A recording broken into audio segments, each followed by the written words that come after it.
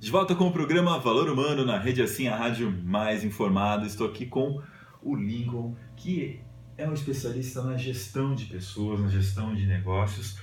E Lincoln, a gente vinha falando no bloco passado sobre a questão da mortalidade das empresas, às vezes pela falta de acesso à capacitação que os gestores têm. A pessoa tem uma ideia de um negócio, começa a tocar e não se prepara muitas vezes para a capacitação. Isso impactou muito a sua própria vida mesmo, né? Sim, com certeza. Eu venho de uma família... Eu nasci em São Paulo, vim para o Vale do Paraíba no início dos anos 2000 e vim de uma família com poder aquisitivo muito alto. O meu avô fundou o que a gente chama de Casa Tadeu, que foi uma referência de perfumaria que nós tínhamos no início da década de 80. Né? As pessoas não tinham por hábito comprar o perfume pronto.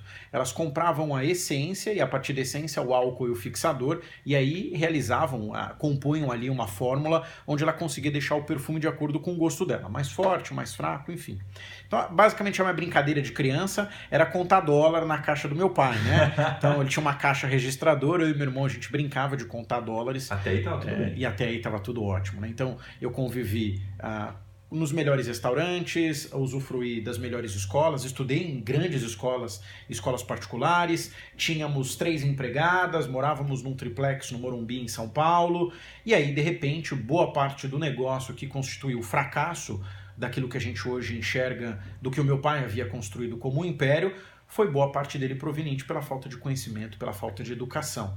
Porque hoje a gente sabe, apesar de ser historiador e não matemático, a conta é muito simples. Você não pode gastar mais do que você ganha.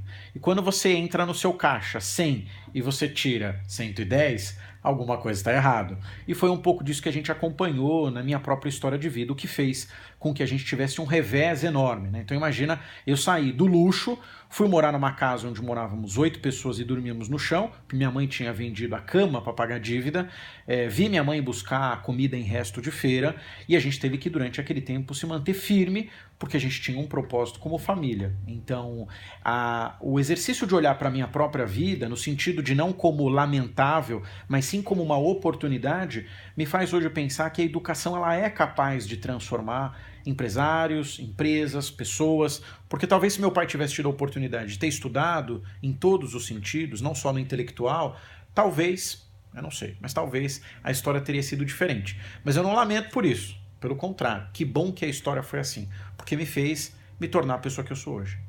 E essa pessoa que você hoje tem um propósito muito claro, qual é? Meu propósito é transformar as pessoas por meio da educação. A gente vive num país onde a educação é tratada de escanteio, como a gente costuma dizer, né? Quando você pega, por exemplo, o ranking de países com maior número de analfabetos em milhões, nós estamos ao lado dos piores países em IDH da África, por exemplo. Então a gente tem ainda uma quantidade enorme da população brasileira que não tem acesso à educação, e não ter acesso à educação significa, quando você vai, por exemplo, ter um negócio, não profissionalizar a forma como você vai fazer a gestão dele. De lá para cá você se dedicou à FAAP, à consultoria na educação corporativa e tudo mais, mas a tua origem foi como historiador, né? Foi como historiador. E de historiador para gestor. Que coisa interessante. Como essa transformação aconteceu? Olha só, de historiador eu comecei na história, fui para gestão de pessoas, daí fui para o planejamento urbano e estou hoje nas ciências sociais aplicadas. Quanta transformação. Então, basicamente, eu entendo que quanto mais você tem a possibilidade de se redescobrir e o estudo permitir sua educação, mais você é capaz de extrair aquilo que você tem de melhor para oferecer.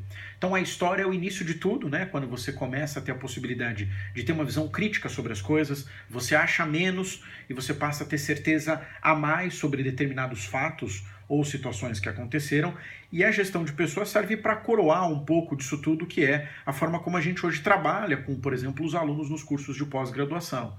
A gente cada vez mais recebe pessoas mais jovens. É muito engraçado porque eu comecei a dar aula na pós há 10 anos atrás, eu era o mais novo. Hoje eu me sinto quase que o ancião da turma e olha que eu não sou tão velho assim. Então, antigamente as pessoas iam fazer pós-graduação depois de 30, 35 anos. Sim. Hoje eu tenho alunos com 21, 22 anos, ele colou grau e ele já quer começar a pós-graduação. Vira pré-requisito do mercado de trabalho, né? Vira pré-requisito, mas isso também leva a uma outra reflexão, que é... Muitas vezes, essa pressa pelo conhecimento ou pelo status da certificação na educação vira um problema também, porque você não consegue, por exemplo, dar uma aula que você dava há 10 anos atrás no mesmo ritmo que você dá, por exemplo, nos dias de hoje. A troca de experiências mesmo, de vida que tinha entre aquelas pessoas que tinham 10, 12 anos de carreira e aquele que acabou de sair da faculdade acaba sendo um pouco diferente, né? É diferente e a gente deixa de assumir o papel de professor e passa a ser um grande facilitador, né? Esse é o nosso trabalho. A gente facilita o conhecimento. Quando o aluno me diz assim, eu quero aprender alguma coisa, ótimo, pegue um livro. Porque a melhor pessoa para te ensinar alguma coisa são os livros. A gente só facilita, o livro é quem ensina. Esse é o grande papel hoje do educador.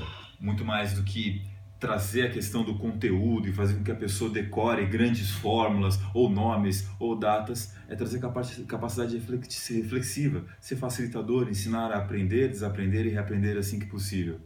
A gente vai conversar sobre quais são os próximos planos, desejos e sonhos do Lincoln na volta do nosso programa Valor Humano na Rede Assim, a rádio mais informada.